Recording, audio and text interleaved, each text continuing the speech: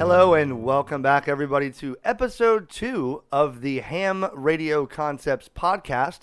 I am Eric Hofer, KJ4YZI, and this is episode 2, a episode with just some various topics amongst myself. You know, the podcast is new to me, and the first one was actually pretty well liked by a lot of people. You may be listening on various podcast platforms, and the first podcast episode was actually late to the platforms because they had to be approved after I uploaded it. So you can listen on Apple Podcasts, you can listen to Spotify Podcast, iHeartRadio, Google Podcast, Deezer, Podchaser. You can listen to Amazon Podcasts, Audible, and if you're listening on WRMI Shortwave AM from Okeechobee, Florida, you can listen on 9.395 megahertz facing North America and 5.950 megahertz facing Europe. And I asked the people last time in the very first podcast, I said, send me a signal report.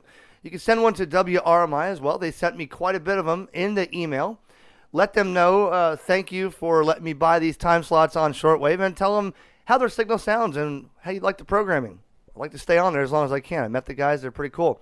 But email hamradioconcepts@gmail.com with your signal report. I'd love to know where you're listening, and I'm going to have the map. I've already started it on the wall. I'll post it on various social media platforms so you can check it out, and you'll have a pin on the map wherever you're listening. And last week I asked everybody to email hamradioconcepts@gmail.com, and I got several signal reports. We got, let's see, Walter from Brookfield, Wisconsin. I was 20 over 9 there. Westchester, New York. From Blastino, I was at S9 in New York. And listening here to 5.9 in Northern Virginia. That's from Mike. Mark says he was just scanning around and heard me on the broadcast for the first time in Rhode Island. So thank you, Mark. Another 5.9 in Northern Virginia. We have Charlene, loud and clear in Western Maine on a realistic DX150A. Rick was listening to 5.950, and I had a neg 73 to neg 68 DBM peaking to neg 61 in Central Indiana on a homebrew receiver. So pretty cool. We got Steve Harvey listening. He said he could listen to Jim for hours. So, and we have David Wheatley in Vero Beach who is listening. Mark in Motor City, Detroit, Michigan. Chris McCulloch in 5.9 in Parksville, Kentucky. I have one in Luttrell, Tennessee from Animal. Bob Mack was listening on 5.950 with a ICOM 8500. Michael Knight listening in Central UK. And so many more. I actually had a few of them from Ireland, UK, Canada, Mexico, and Germany on SDR receivers. So that's pretty cool. I like the feeling of listening to something on shortwave, and I've never been much of a shortwave listener. If you listen to the last or the first episode I did with Jim, he had quite a story, quite a history on shortwave listening to AM broadcasts. Back then, people said, they used to fall asleep under the sheets with the shortwave receiver listening to their ear so their parents wouldn't know that they were staying up past bedtime. And I only hope that this show can blossom into something that you'd want to listen to at night on a Sunday evening, 8 to 9 p.m. Eastern Standard Time. That's 0100 UTC. And if you have something to talk about in this podcast, please. I got a lot of people that are interested. I'm lining them up. HamRadioConcepts@gmail.com, and we can talk about something, whether it be what you're building or something in the hobby that we can all learn from. I'd love to learn from you and listen to it as well. So on this episode, I don't have a guest, and I figured let's try it by myself because I could talk with somebody like Jim or like you, and that would be fun, and I have a great time doing that, and I'm really pretty good at it. But can I do it myself? Can I talk about topics in ham radio for an hour on this podcast and keep you interested? Well, that's my goal. That's what I'm going to try to do. And I have just a few things to talk about. We got Hamfest coming up. We had Winter Field Day, which is ending in 3 hours from when I'm recording this on Sunday, and some other things. So let's go back to one of the videos that I had just done last week. And for those who don't know, there are still ham radio stores out there, okay? And a lot of them are scattered around the U.S. You may have one in the U.K., you may have one in Australia. But I've recently visited, if you're not familiar, the new ham radio outlet in Maitland, Florida. Call it Orlando, if you will. And I walked in there and checked out some of the stuff that HRO has. I've never been to an HRO before. Ham Radio Outlet has, I think, like 9 or 10 stores across the United States. Quite a selection. They're having a grand opening, and that is the week we got Hamfest coming up in Orlando. But that would be, if I check my calendar here, the grand opening would be the week of, oh, that's January. Here we go, February.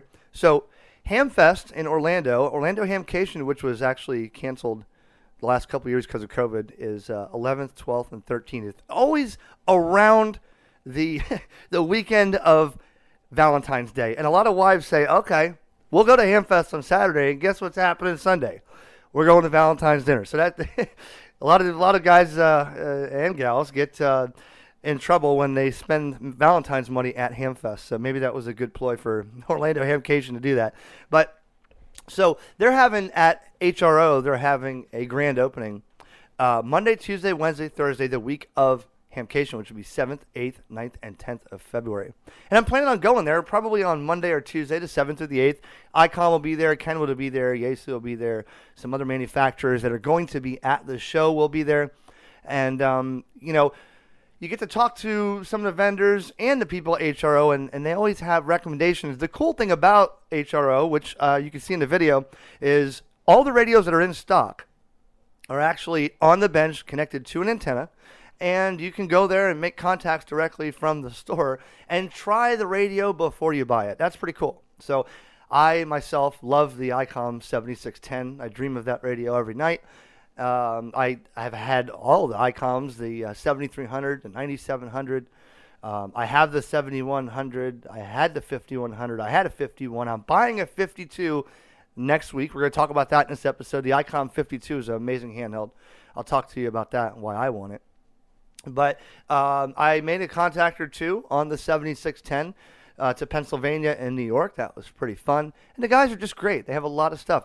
Somebody had mentioned in the comments and said, well, that's like out of date. Nobody has ham radio stores anymore. No, I don't think you're correct on that.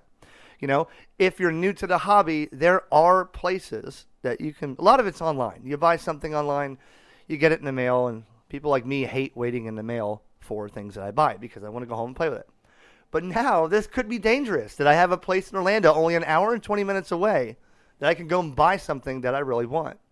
And the guys are knowledgeable. So I encourage you to check out that video at Ham Radio Outlet. And I'm going to talk to them at the show, too, and learn more about them because I bought stuff from them in the past, but I have never met some of the guys and gals at Ham Radio Outlet. And they have quite a display, quite an inventory, and quite a knowledge base there.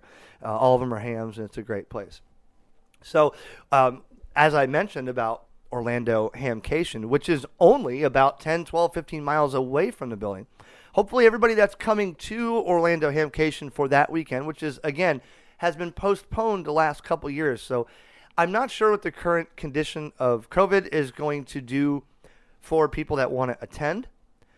I went to Huntsville in August, Huntsville Hamfest, which was the friendliest Hamfest since 1953 is what it says. And yes, it was. But some of the vendors didn't go. Yaesu wasn't there. Kenwood wasn't there. ICOM was there. And some other vendors didn't show up because of the situation with the COVID. Now, this is not a political radio at all, but is this going to impact anybody coming? I'm not sure.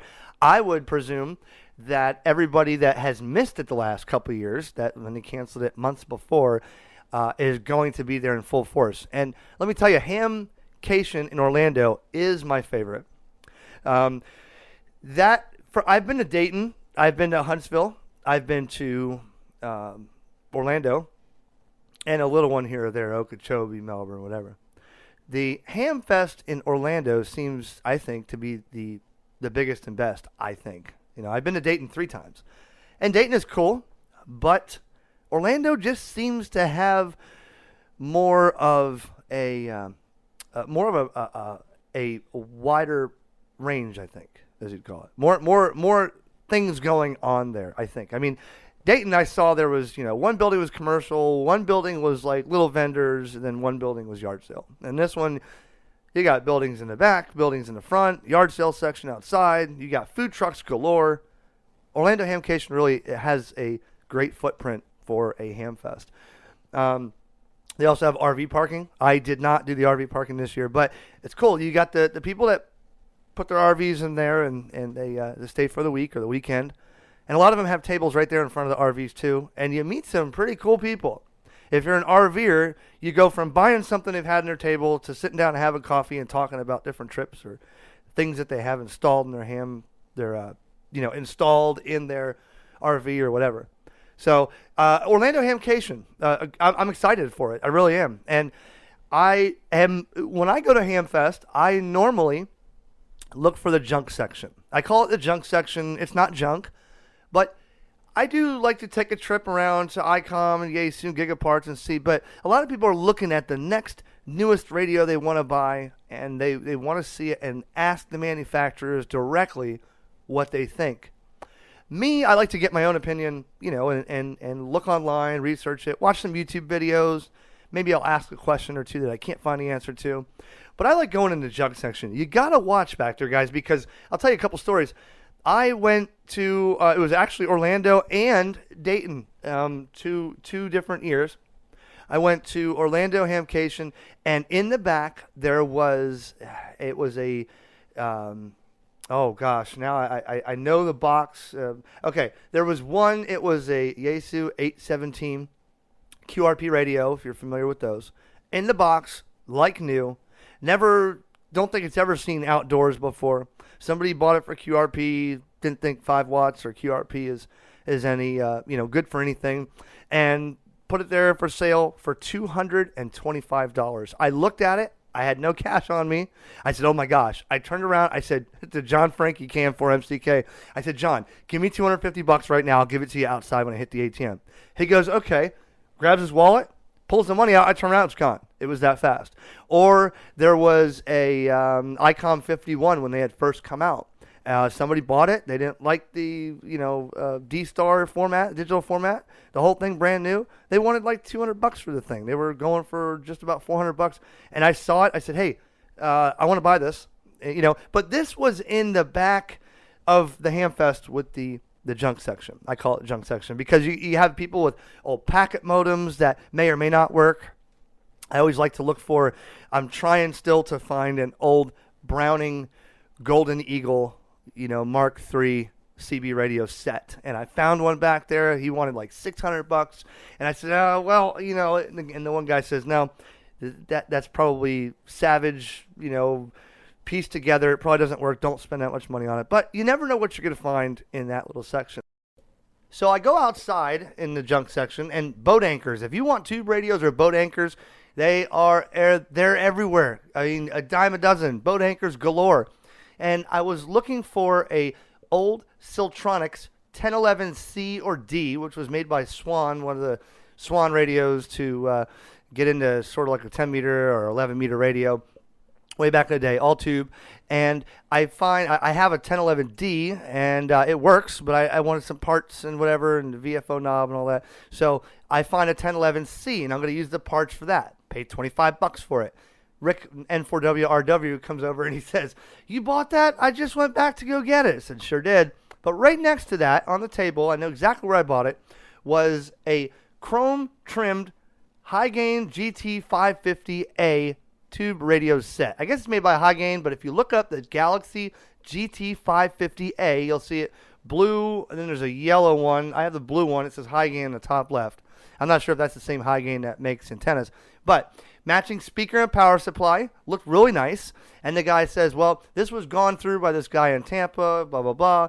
And he says, I want $350 for it. I said, well, does it work? Oh, yeah, it works. He said, okay, I'll give you $275. Nope. How about $290? Okay, so I got it for $290.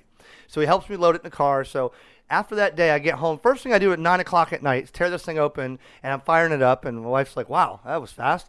What'd you buy? I said, I only paid $20 for it. Don't worry, honey. You know how that goes. Don't tell her how much you paid for it at Hamfest. So I didn't even know I was going to pay that much for a radio. So I turn it on. The tubes glow. The lights come on. Nothing. I said, oh, man. So I'd print out the manual. I start doing the alignment process. Nothing. I'm teaching myself about this on the fly. Well, then I look up online, and there's an external CW filter that would plug right in the back. Now, if you look at the YouTube, I did a whole YouTube video about this. If you search the Galaxy GT550A ham transceiver, you'll probably see my video first. And I made some contacts on this thing too. But listen, so I plug the CW filter plugs in the back. Well, if you don't have the CW filter, you got to solder the wire across the sockets on the inside. If you do, you cut the wires on the inside of the radio. So I'm thinking, okay, there's no CW filter plugged in. I open it up and the wire's cut. So what did I do? Took a little alligator clip and I clipped it from one side to the other, and there's the audio. And now I do the tune-up procedure, and I made a couple contacts. I wired up a D104. I bought a D104 microphone at a table in the junk section for like $40. I wanted the Golden Eagle one, but I got the silver one, and it's nice. It works, the one with the amplified bass. And that it sounds amazing. But what I didn't tell you was I learned the hard way. When you open that thing and you go reach in there for the alligator clip, do not touch the top of that tube. I think it's like a 89, 90, or I don't know what tube's in there, but it hurt. So the first thing I did was I had a nice RF burn on the palm of my hand by accident, close to my wrist actually. And I remember running out in the living room and just standing there in front of my wife. And she said, what's going on? I said, well, in case I die of a heart attack right now, at least you won't find me 3 hours later. I might die. I was out of it. I mean, that hurt. I got hit with that voltage, high voltage, and man, I got tweaked right now. So be careful when you're in tube breaks. But moral of the story is, what I would do now in a Hamfest like this is when I go there, I'm going to be looking for those additional accessories for that Galaxy GT550A. Because I know they're out there. Somebody's got them. Somebody's going to have one on that junk section for $20, $30, not know what it is. The external, maybe the CW filter, maybe the external, I think there's a VFO and external power meter and all like a set. And this thing was 550 watts peak input power. So they advertise it as a whopping 550 watt radio. It does about 200, 225 if it's tuned up all the way. I get about 180 out of it.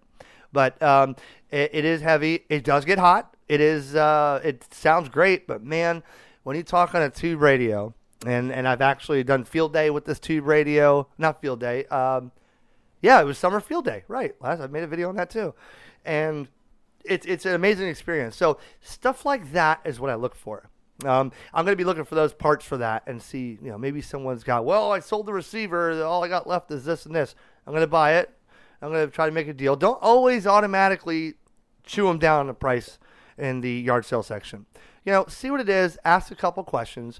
If it's worth it and it's nice, go for it. Because there's a lot of people that are selling really good stuff out there. But there's some stuff, like I said, this guy said, oh, this radio works, man. You fire it up. Well, when I got home, it took me about a day and a half to figure out why it didn't work. Now, did he know that? I don't know. Maybe he pulled the thing out of the back, sold it separately, and didn't realize. I'm not sure. And maybe the tubes need to be taken out and tested, but I want to learn that kind of stuff. And let me tell you, if you go to Hamfest, you want to find tubes, they are everywhere. There's a guy that goes inside Hamfest, the Tube Man, I think it is. Every tube you've ever wanted in any project you've ever seen, there's a tube for it. And mostly they're all in boxes. So he'll tell you, I need a 6LQ6 or whatever. And he'll point to it. Here you go. I got this one's new old stock. This one's in a box without $10, $5, whatever. And people go and they stock up on tubes once a year.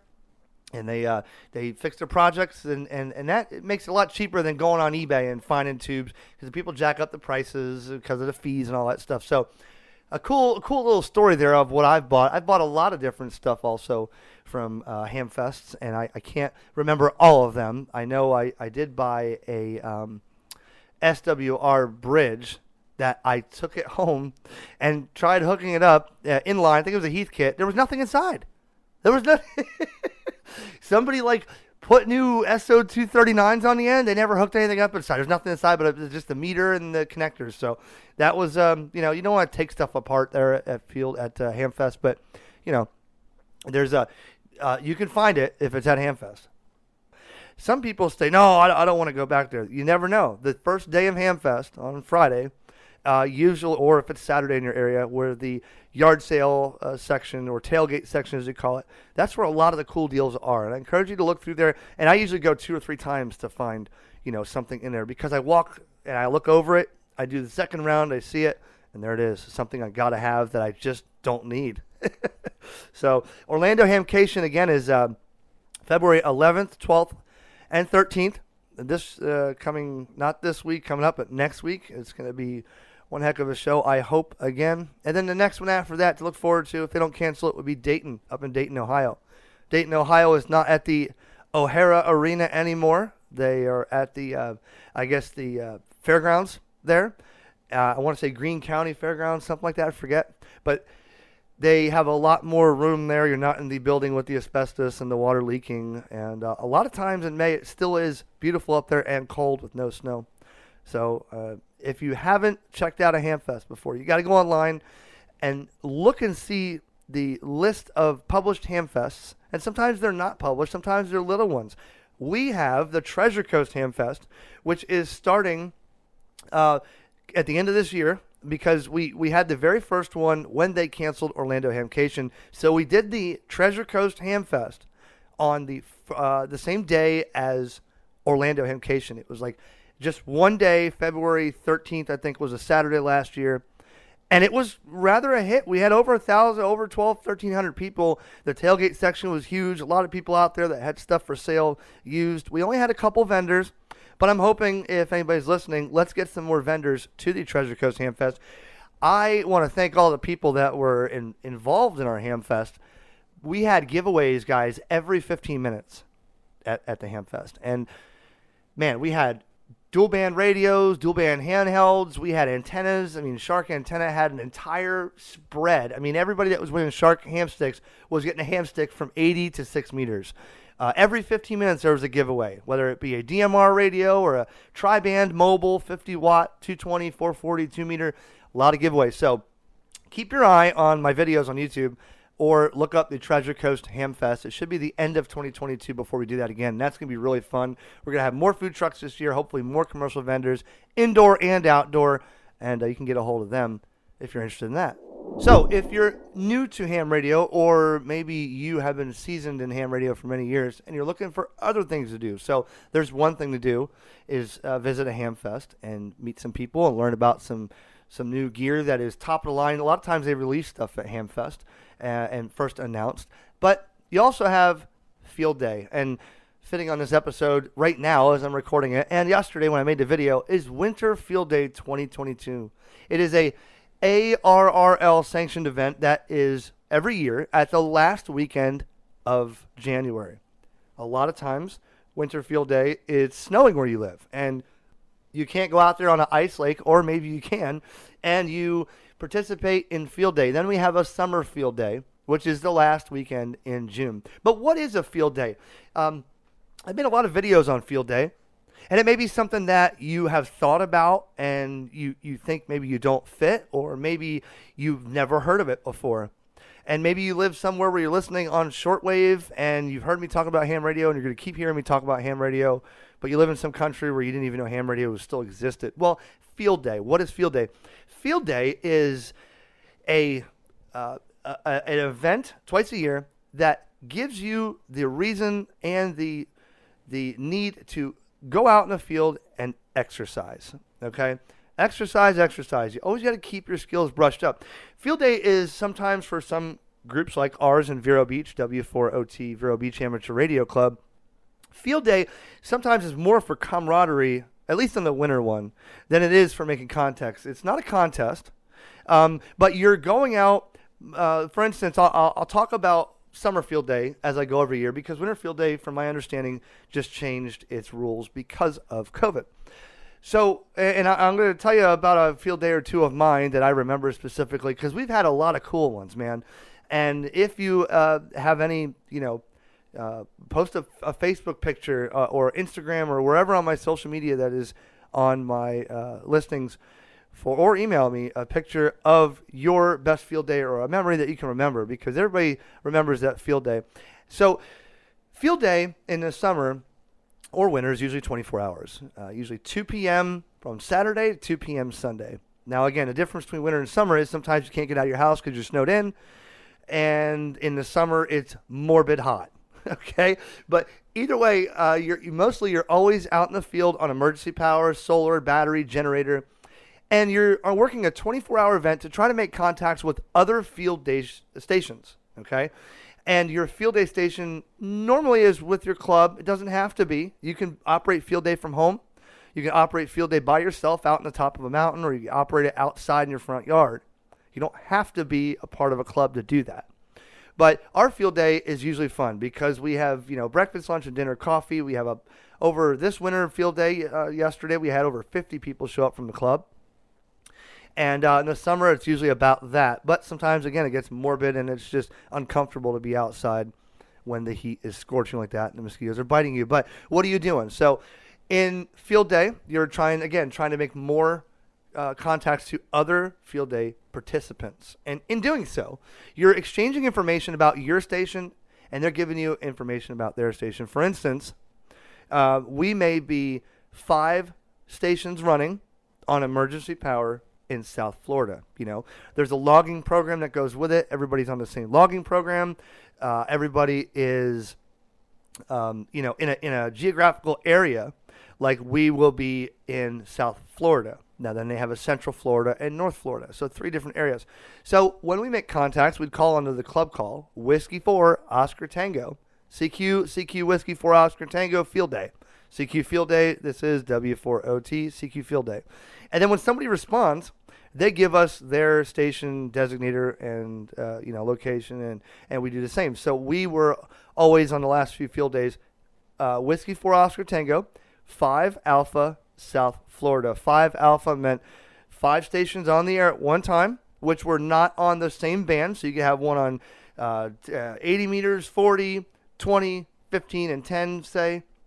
One running CW, one running digital, one running voice.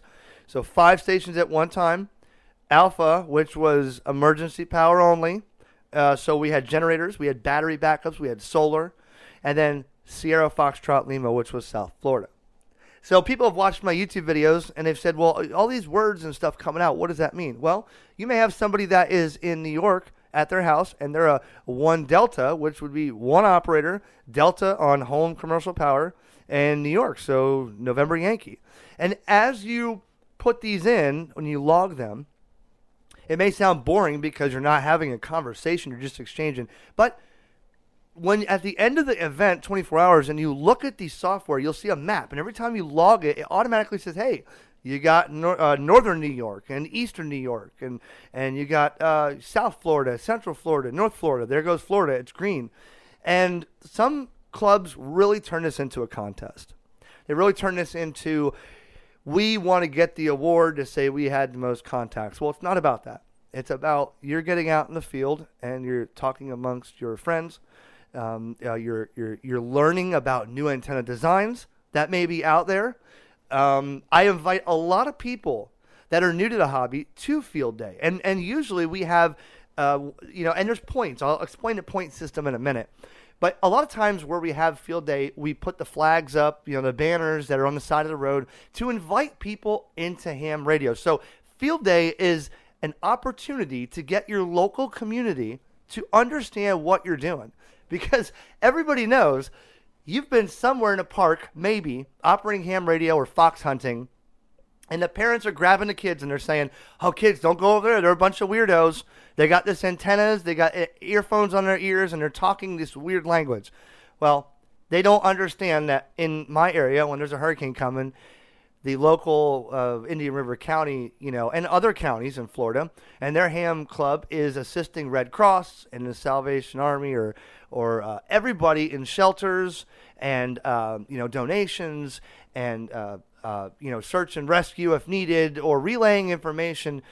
Ham radio is more than just buying a radio, having fun, and seeing how far you can talk to impress your friends. No, field day is a way to get people into the hobby or even to tell them what you're doing. So when they see these flags on the side of the road and they come over and they say, wow, we had some yesterday at Round Island Park in Fort Pierce. There's a boat ramp there, and it's on the beach.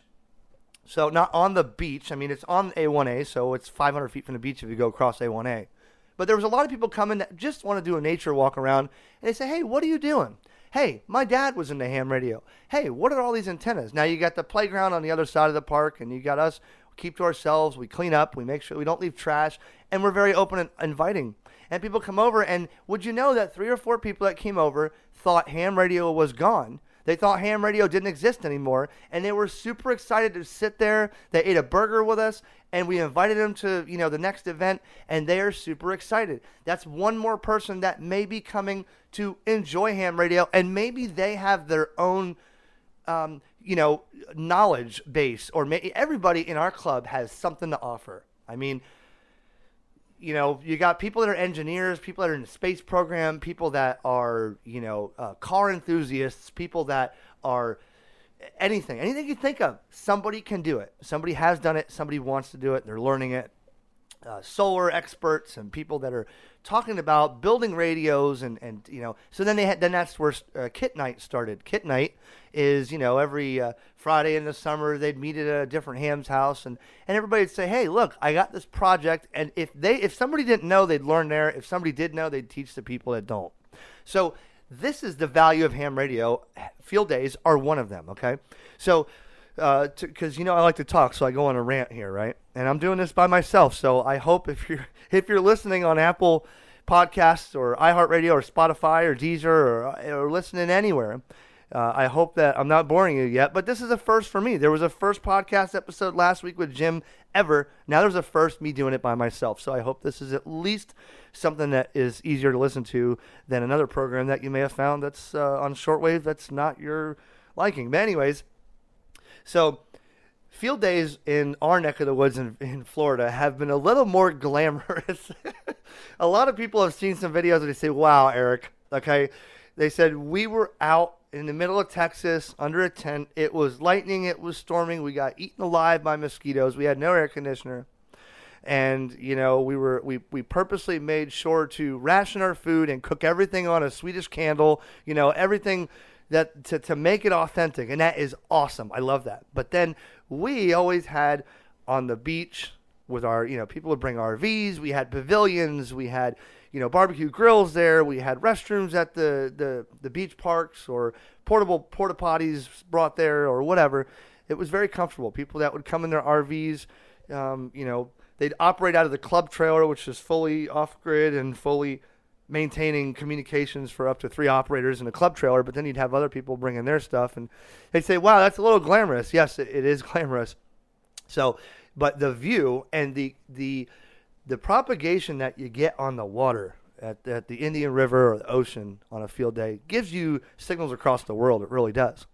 So the first field day I ever went to was in Wabasso, Florida, and we've been there several times since. But the first time years ago, I met the guys, and there wasn't that much of a following in the local Vero Beach Club, so there was just a handful of people there, and some of those people have since ventured on because there was a couple, crabs in there. We'll call them crabs, and I came, and I was a ham already, but I'd never been to a field day. Well, that was my first one. Was I had no idea what I was doing. So they sat me in front of the radio. They said, here, you want to play field day? This is what we do, blah, blah, blah. And I started making contacts. And then, I'm not tooting my own horn, but, a couple hours later, they looked at the logging software. Who is this guy? They came in. I had like 146 contacts. I had a massive pile up on 20 meters. They're like, wow, that was pretty cool. Like you're getting a bunch of contacts here that we haven't had all day. But it was probably because at that point, I was calling CQ. I can do contesting if I want to. If I get into that mode, forget it. I forget where I'm at. I forget what I'm doing. I'm just drilling in the radio and contests. But I didn't stay overnight. They did it overnight, and then overnight it gets slow. And then the next day, everybody comes for coffee and donuts, and they get it again until 2 p.m. So that was the very first one. Now, fast forward about 2 years, 3 years from that. Now the club's getting bigger. I met Jan, I met Jim, I met some other people, Craig and John. We were at Wabasso again. Now there's like 40 of us there. And that field day was fun because that was when me and Jan first made a contact on a tape measure and on a bicycle rim. Okay, yes, we did. We used a loop tuner. We took a Lufkin tape measure, and Jan said, let's make our own antennas. We had a shopping cart and a set of bed springs standing by. We didn't get to that. But we made our own antennas with, I talked to, I don't think at that point I was not on the club call. I was doing it like, not wanting to take somebody's radio spot for me to experiment. So I was just using my own call sign with Jan. And I talked to Chile on a 20-inch bicycle rim with an alligator clip on a MFJ loop tuner. I talked to New York, Pennsylvania, and Texas on a tape measure on a 13-foot circumference. It was fun. And things like, and then we had the balloon. We had a helium balloon that we raised up with a wire, put it on an end-fed, tuner, and that was fun. But then, fast forward a couple years after that, and that's when it really got glamorous, because we went, one of the club members lives in a condo association, and in the summer, all the snowbirds, they go back home. So he said, hey, can we, donate and use the facilities and the condo association while nobody's here in the summer to set up our field day and raise awareness to these condo people that don't know what we do when there's a hurricane on the beach and how we assist in communications or ham radio. Well, they put it to the board, and the board said sure. So now, on that field day, we had wires strung from apartment balcony to or condo balcony to condo balcony. We had, everything was on emergency power. Everything was on solar, battery, or generator. I think we had 6 or 7 stations running. We had the rec hall with the pool in the back right on the beach, like 20 feet from the beach. We had the rec hall, the pool table, and the piano. Jim was playing piano. And we had all the tables, the full kitchen. Man, that was field day, okay? We had the club trailer outside, so you'd have Dwayne and them doing CW outside and people doing CW inside. Then you'd have the overnighters. That's when the stories come out. Man, some of the guys, we were laughing so hard. You have a couple of them doing overnight contacts, and man, 1, 2 in the morning, you drink too much coffee and you start telling stories, and man, that was fun. But we had, that was when I used my ICOM 9700 out on the pool deck with one guy holding the antenna and me logging, calling CQ, making a satellite contact on the horizon on the Atlantic Ocean. That was cool. We got the bonus points for the satellite contacts.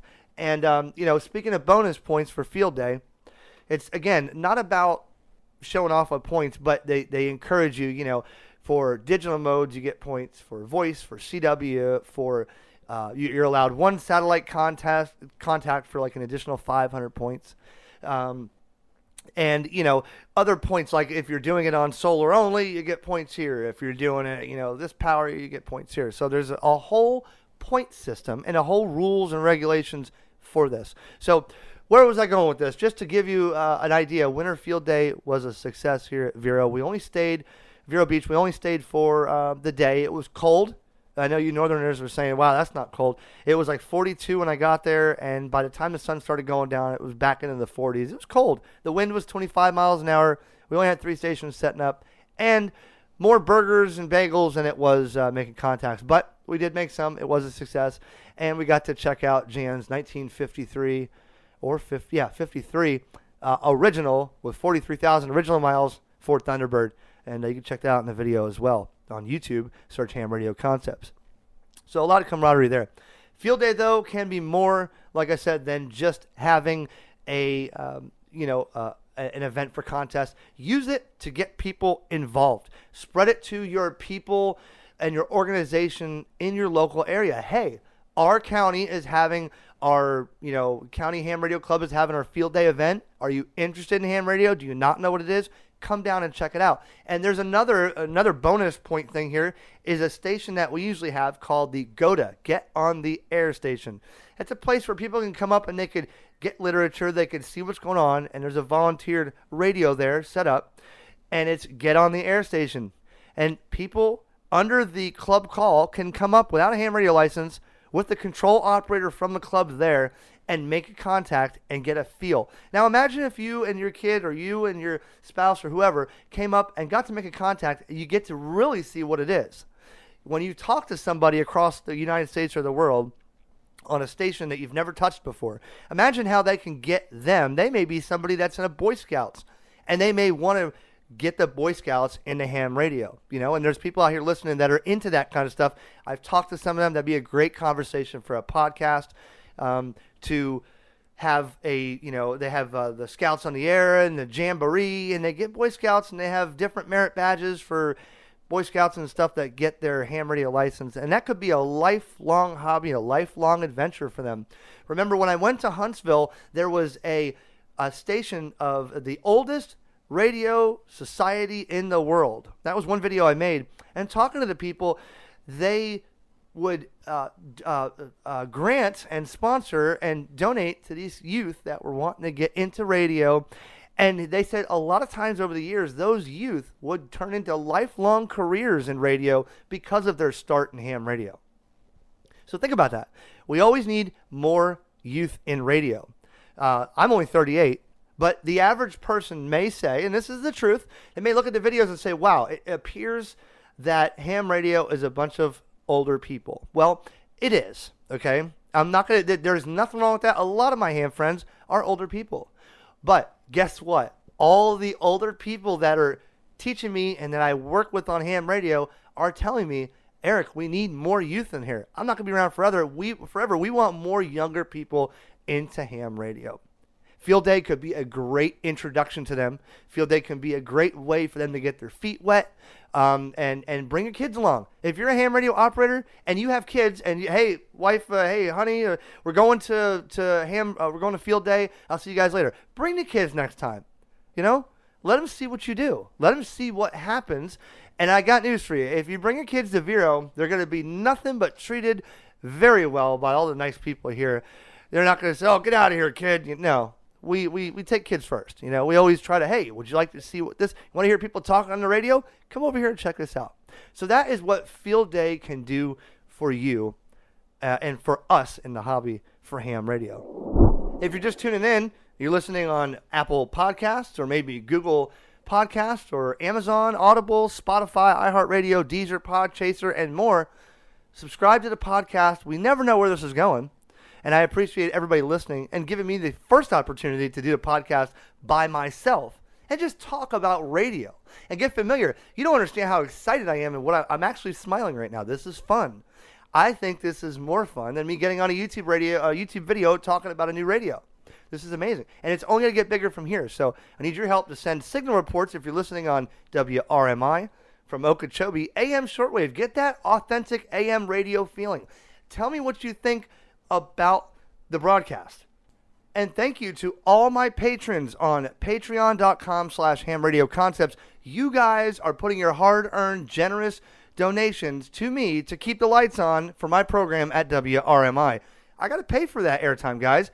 And I never thank all my patrons enough. I'm going to do more of it. Thank you to everybody on patreon.com/HamRadioConcepts for donating and keeping WRMI happy so they don't turn me off. If you're interested in donating and making this get even bigger and better with more streams on the podcast and more ways I can track analytics, I can upgrade my account with Spreaker, donate at patreon.com/HamRadioConcepts. I will greatly appreciate it. I know this may not be as fun as the last one. You may have other ideas. I did drop the introduction. A lot of people said, hey, you know what? Podcast was great. Make these changes. And I listened, as Jim said, listen to the viewers, and they will tell you. So I did. I made some changes. But WRMI, 9.395 megahertz facing North America, and 5.950 megahertz facing Europe. And if you can't listen on shortwave or you just don't have an antenna, tune into a remote SDR. Go on Google. Here's another thing you can do in ham radio, and maybe you weren't aware. I like to have a ham radio right in front of me, okay? And I like to make the communications from my antenna that it's in my eyesight. But there's people that live in an HOA. There's people that are waiting to buy their first radio. And there's people that are licensed that don't have a radio. Like I sold a lot of my stuff to buy my house. I put my house and my family in front of my ham hobby, which I still think was a mistake. I mean, I missed my radios terribly. I got to get my radios back. I'm going to buy them again one day when I get the money. In the meantime, you can log into remote SDRs, software-defined radios. People put radios on the internet. They put radios at their house, they put an antenna out, and they connect them to the internet where you can listen remotely anywhere in the world. And that's what John MCK did, KM4MCK. He logged into a SDR that was running in Germany and listened to the shortwave broadcast from Florida to Germany on that person's SDR, who was probably in the middle of the night sleeping, and then he listened to that SDR over the internet back to his house in Vero Beach. So check out, that could be a whole nother episode if it really wanted to be. There's a lot of formats out there. A lot of radios nowadays do operate with remote capability. They have their own software. There's a lot of ICOMs, Expert SDR, Flex, a lot of, even Yaesus, a lot of radios that work remotely. So if you really want to listen to what it sounds like on shortwave, tune into those frequencies on somebody else's SDR and listen to the shortwave broadcast remotely. That might be pretty fun. Or that may get you interested in starting into, checking out there's a lot of shortwave radios that are out for, available on Amazon or eBay or wherever for sale. And if you're in an area, guess what? Go to Hamfest. We talked about Hamfest. You want to find shortwave radios? They're everywhere at Hamfest. They're a dime a dozen. Not from new manufacturers, but they're over in that junk section I told you about, the yard sale section. Tons of them. Now, Rick, N4WRW in Vero Beach, a friend of mine, he was in radio for a while. He's going to be on an episode one day. And he's known Jim for many years, and he's also been a shortwave broadcaster and listener for many years. And he has Halcrafters and some other ones where you have to go in and, play with your tubes and align the radio. And he says, Eric, I love listening to your new shortwave podcast on traditional shortwave radio. So I invite you, if you need family time, hey, let's come up with another reason that ham radio can bring you and your family a little bit closer. Why not listen to something different on Sunday night, 8 to 9 p.m. Eastern Standard Time? Get an old radio. Teach your kids, hey, this is what people used to listen to AM radio on. Turn it on, whether you like what I'm talking about or not. Let's see what it's like to listen and put the Facebook down for an hour. Turn the TV off. Maybe you and your wife want to have a glass of wine or a beer or a coffee or a hot cocoa. Listen on shortwave.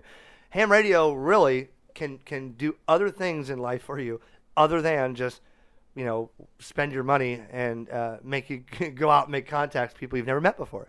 So one new radio, where this is coming from something yesterday, I actually played with it again at the Winter Field Days. Somebody came up and said, hey, Eric, I haven't seen you in a while. Can you help me with my new radio? So the new radio I'm buying, and I'll give you a couple, highlights on why I want this radio. So let me go back here. I recently bought a Kenwood D74 handheld, and I thought that was, I didn't like it when it first came out. I really didn't understand too much of it. Then 5 years later, it's discontinued. The price goes way up. I paid more than it was. I paid eight something for it 5 years later after it was now discontinued, and bought it new. But that thing had a lot of cool features in it. But I only had it since November. It's now coming up to February, and I didn't use it but 4 times. But that ICOM ID52 is coming out. And let me tell you, this is how I operate. I wake up in the morning, and I've already got it in my head what I want, or I just can't stop thinking about something because I like to learn and try new things. Now, that's what happened with the Kenwood. I got it, started playing with it. It was more fun for me to experiment with it and learn what to do on it than it was to make contacts. But the ID52 that just came out, when I was at HRO, Ham Radio Outlet in Maitland, the guys there all have one, and they let me start playing with it. And I was like, well, first I played with it with Ray Novak at Icon booth in Huntsville. It wasn't released yet, so he had the only prototype in North America. And then now it's released. I played with it at HRO, and then a gentleman came over yesterday and said, hey, Eric, can you help me with this? I said, well, I've not the expert on this. I haven't played with one for a while, but let me see. He wanted to get on D-Star. They programmed it, but it's doing this. It's on analog. It's scanning. He doesn't know what to do. And I said, okay. So I started playing with it. Check this out, guys. This ID52. Okay, so you have think of the ID51 if you're not familiar, of the, ICOM D-Star and analog dual band handheld. The ID52 takes it to a whole new level. Color screen, a bigger screen, a better audio, right?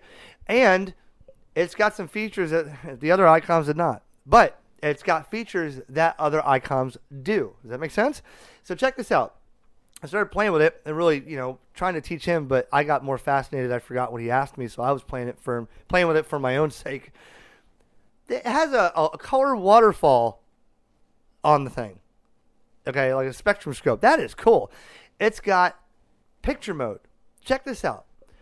This is how ham radios come. This is how, if you're listening and you're new to ham radio and you think, well, let me see where this guy's going to go with this podcast in the next few months.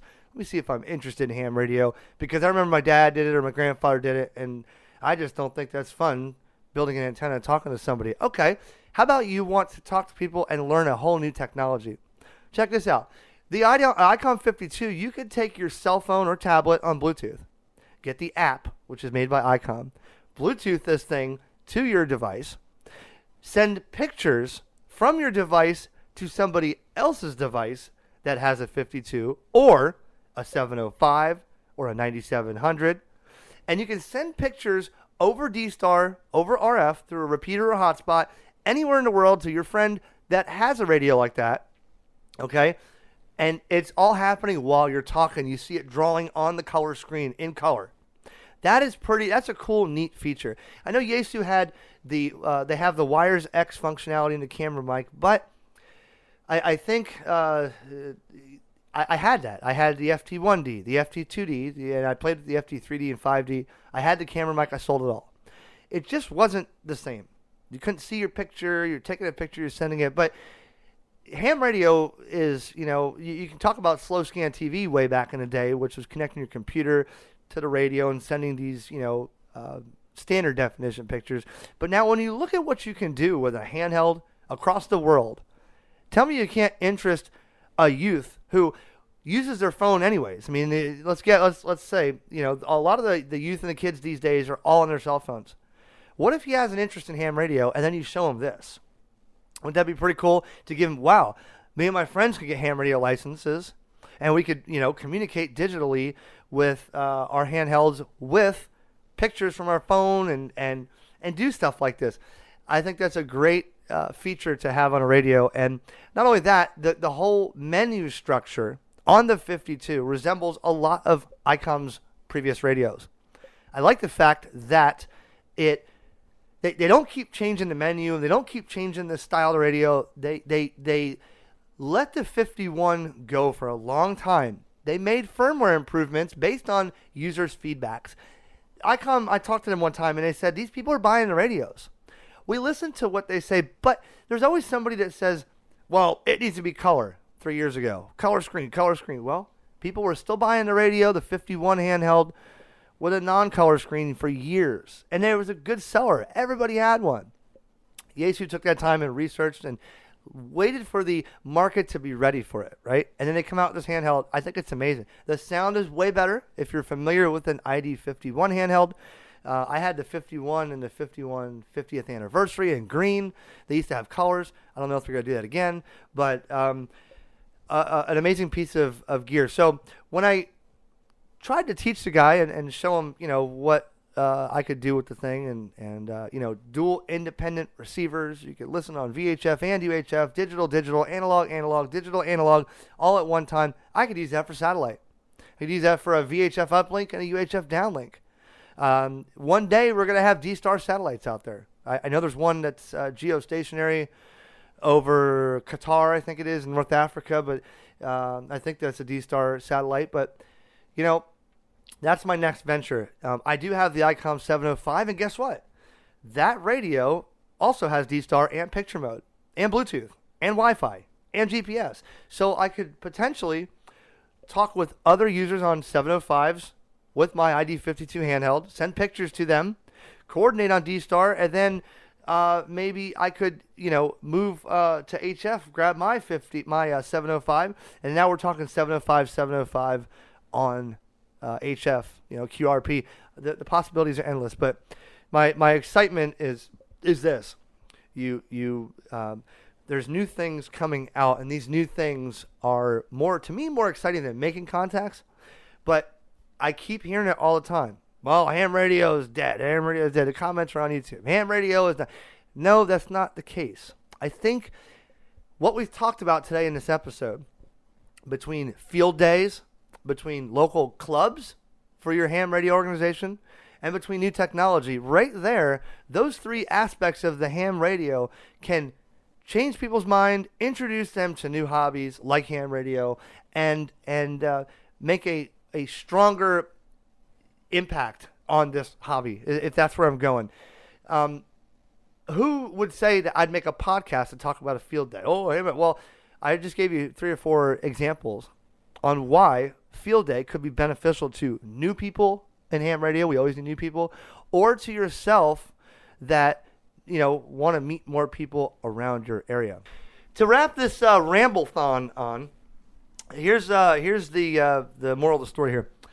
If you're listening on shortwave, send WRMI, please. They sent me a form that had a lot of the last listeners that were saying, hey, this is great content, refreshing, whatever.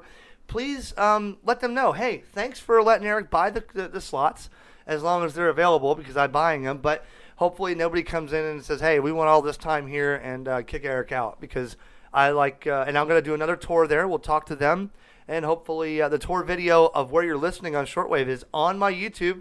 Search 1.4 million watt WRMI shortwave station tour, and you will find it on YouTube. And check that place out. We'll go one day and see years later where my signal is being transmitted from.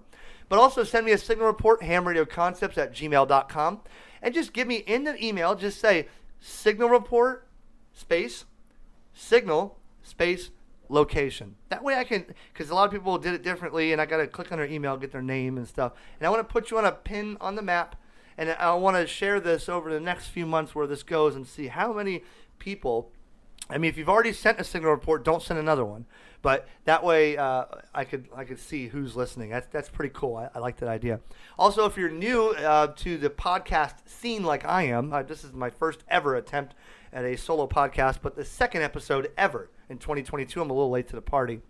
You can go to Apple Podcasts, search Ham Radio Concepts, Spotify, iHeartRadio, Deezer, Podchaser, Audible, Amazon, Google Podcasts, Spreaker, the list goes on and on. You can probably even Google it, Ham Radio Concepts Podcast. And also, I'm going to let it run for the next few episodes on YouTube.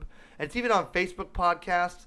I'm going to let it run on YouTube so I can see the comments instead of having to field 10,000 emails. Leave your comments on the video podcast. And if you can't listen on podcast or shortwave, you can listen to it on YouTube as well. I want to thank everybody for listening. I want to listen to this now and see how bad I rambled on. But, man, thanks for putting a smile on my face. This is what it's about. All the times, all the years I've made videos, and here I am making a podcast, I feel like I'm talking to friends. I feel like I'm trying to wow, I'm excited. That's it. So thanks very much for this opportunity, WRMI. Thanks very much for my opportunity of you guys listening and giving me your feedback. I appreciate it. I'll let this go right now and say more podcasts are on the way. 7-3. This is KJ4YZI.